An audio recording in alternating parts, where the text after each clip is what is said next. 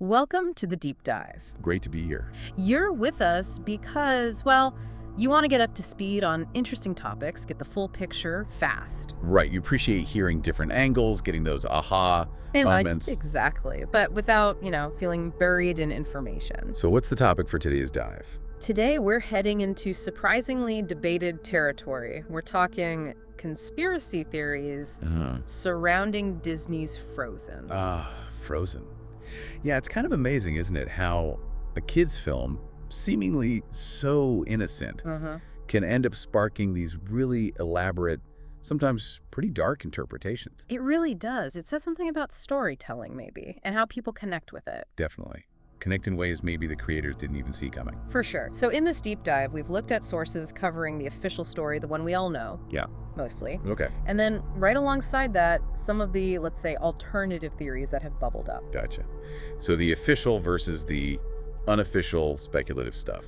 Precisely. It's a real contrast. You've got this story about sisterly love, acceptance. And then these theories that paint a much, much darker picture. Yeah.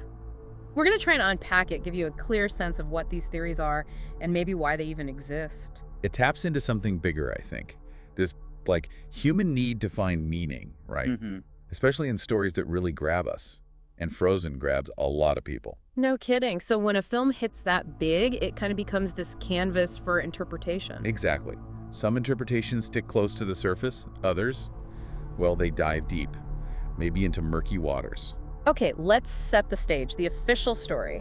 What Disney put on screen in 2013. Right. It's centered on two sisters, Elsa and Anna, princesses of Arendelle. And the key thing is Elsa has these powers. Ice and snow magic. Born with them, yeah. Yeah. But she struggles to control them, which is the core conflict early on. Big time. There's that accident in childhood, right? Elsa accidentally hurts Anna with her powers. A really pivotal moment. It leads to Elsa basically shutting herself away. To protect Anna. Exactly. Fear is the driver there. Fear of her own powers, fear of hurting her sister again.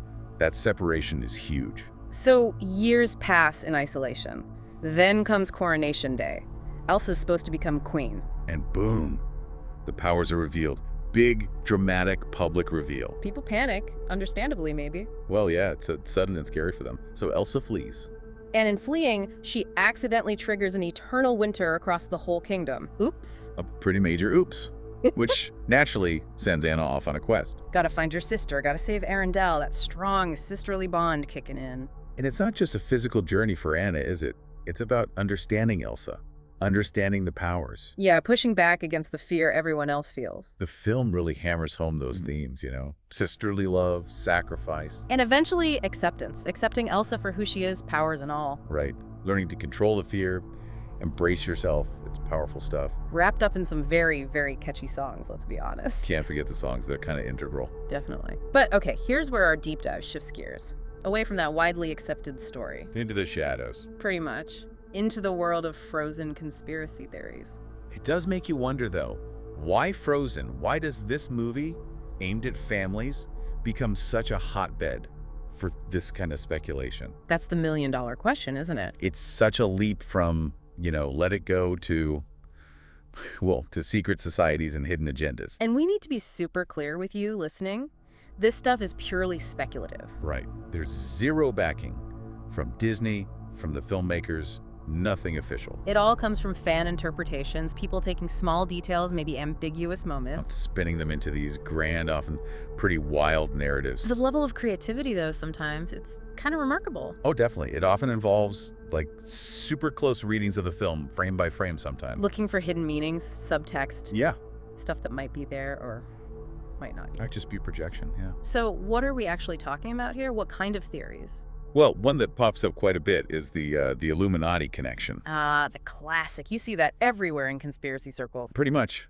The idea is that Frozen is just packed with hidden Illuminati symbols. Okay. And that Disney, through the movie, is somehow trying to, indoctrinate kids or push some secret agenda. So standard Illuminati fare just applied to Arendelle. Basically, yeah. It fits a pattern, Hidden symbols, powerful organizations, secret messages in pop culture. Frozen just becomes the latest example for proponents of that view. Okay, what else? Another big one revolves around Elsa. specifically interpreting her story as an allegory for the LGBTQ plus experience. Right, I've heard this one. And on the surface, you can see why people make that connection. Absolutely. Hiding a core part of yourself, fear of rejection, the whole coming out journey with Let It Go. The parallels seem pretty strong for a lot of people, and they see it as a positive, empowering reading. And it is, for many. It resonates deeply with the experiences of many in the LGBTQ plus community. That journey to self-acceptance against societal pressure. But there's always a but with conspiracy theories, isn't there? Often, yeah. Some corners take that same interpretation and they twist it. They frame it negatively. How so? They suggest it's not just an accidental parallel, but part of a deliberate and, in their view, like, harmful agenda by Disney. So promoting a lifestyle, quote unquote, to children, that kind of argument. Exactly that kind of argument. It takes what could be a meaningful interpretation and weaponizes it. That shows how interpretation isn't neutral, I guess. It can be used to push some pretty nasty ideas. Absolutely. It highlights why we need to be critical about how things are being interpreted and by whom and why. Okay, so Illuminati, a twisted take on the LGBTQ plus allegory. What else is out there? Then you get theories digging into Arendelle itself, the kingdom's history. Suggesting it's not all fjords and castles? Pretty much, like there's a dark secret lurking beneath the surface, maybe some past oppression or forgotten magic. We're like a deal with the devil kind of thing, a sinister pact. Could be anything like that. The idea is that the film drops subtle hints about this hidden, darker history. They're looking for cracks in the facade. That taps into that fascination with hidden histories, right? Things not being what they seem. Definitely. People scrutinize the story for gaps or weird details and build these alternative paths for Arendelle. And the last category? Oh, the really out there stuff. Connecting Frozen to other Disney movies. Oh, the Disney crossover universe theories. Yeah, but often with, like, dark twists, weaving these complex, interconnected stories that link Frozen to, say, Tangled or Tarzan in pretty grim ways sometimes. Those usually require some serious mental gymnastics to make the connections stick, don't they? Oh, absolutely. Often based on really tiny details or coincidences. But it speaks to that desire to find a grand, unified story, even if the creators never intended it. Okay, so those are the main flavors of theories. Now the evidence, big air quotes there. Huge air quotes. Because this is where subjectivity just takes over completely. Once someone plants the idea of a theory in your head, you start seeing proof everywhere, right? It's confirmation bias, basically. Or maybe apophenia, seeing patterns and randomness. Our brains love patterns. They really do. So people point to, like, symbolic interpretations of visual stuff. Examples. Like the specific geometric shapes in Elsa's ice palace. Someone might claim those are Masonic symbols or Illuminati ones. Okay. Or they'll analyze the color palette. You know, this scene uses a lot of purple, which means royalty, but also maybe something sinister, according to this theory, that kind of thing. Right, reading deep meaning into artistic choices that might just be artistic choices. Exactly. And the same detail can mean totally different things depending on which theory you're trying to support. It's not just visuals either, right? They analyze characters too. Oh, yeah. Questioning motivations. Suggesting that, say, Hans wasn't just a surprise villain, but part of some larger conspiracy from the start. Or that even Anna's actions have hidden motives. Looking for the hidden agenda behind every smile or song. Pretty much. Yeah. A general skepticism towards what the movie explicitly tells you. And then there's the claim of, like, subliminal messages. Hidden images flashed on screen. Yeah, that old chestnut. Quick flashes of symbols or maybe objects arranged in a certain way in the background. Stuff you wouldn't notice unless you were looking for it or told it was there. Precisely. The idea of subliminal influence is powerful in these circles, even if the science behind it is, you know, debatable. Proving intent is the really hard part. And finally, trying to link the movie to the real world. Right. Connecting themes or plot points in Frozen to actual historical events or existing wider conspiracy theories about global power structures or whatever. So the film becomes just one piece of a much larger, darker puzzle they're building. Exactly. Yeah. And again, going back to suggestion, once you hear the theory, you might start seeing those connections everywhere, even if they're super tenuous. What might have been just a detail suddenly seems loaded with meaning. Yeah. The power of suggestion is strong. So let's pull back a bit. Why? Why do these theories even pop up around something like Frozen? What's driving it?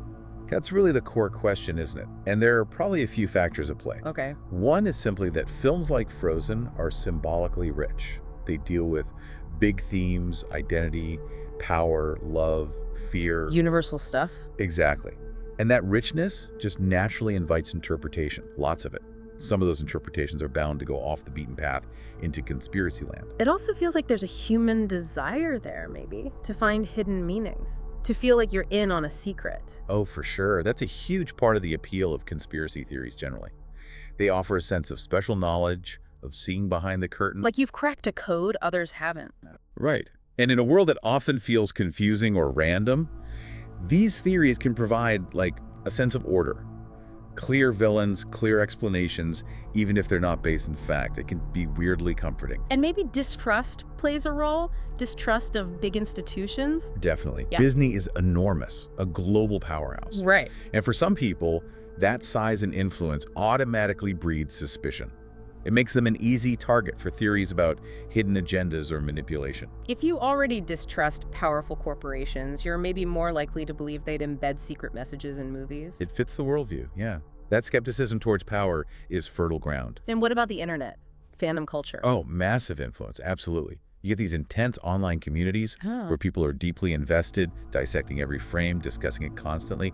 That kind of environment is perfect for unconventional ideas to sprout and spread. Like an echo chamber where theories get reinforced. Exactly.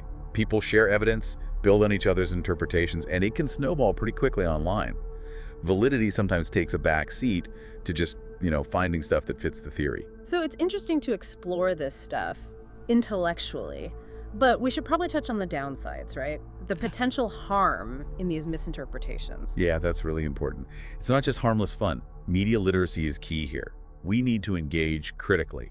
First off, as we keep saying, there's no actual evidence. Zero credible evidence. Yeah. It's all speculation built on subjective readings. That needs to be front and center. And focusing on these wild theories can kind of muddy the waters, can it? It can obscure what the film was actually trying to say. Totally.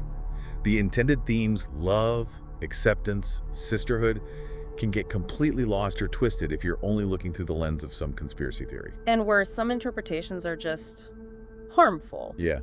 Like we talked about with the LGBTQ plus allegory being twisted, taking something potentially positive and turning it into fuel for prejudice or fear-mongering, that's genuinely damaging. It's a reminder that how we interpret things matters. Interpretations have consequences. They absolutely do. They feed into wider cultural conversations, for better or worse. Okay, so wrapping up this deep dive on frozen theories, what's the main takeaway for you? Well, it's just a really stark example of how powerful stories are, isn't it? Yeah.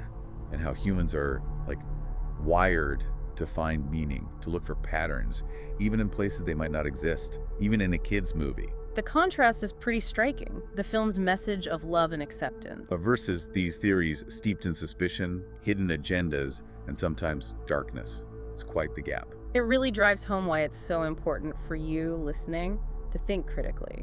To engage with media thoughtfully, be aware of how narratives can be spun or reinterpreted, especially online these days. Know the difference between interpretation and, well, misinformation. Right. And maybe it raises a question for all of us. How do we balance enjoying different takes on a story?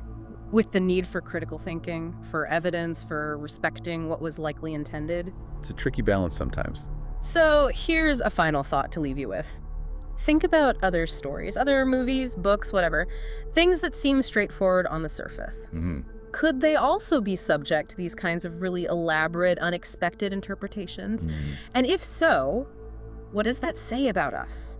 About how we consume media and make sense of the world through stories? Yeah, what does it reveal about the stories we tell ourselves, about the stories we're told? Deep thoughts. And on that slightly chilly note, maybe, we'll wrap up this deep dive. Thanks for exploring it with us.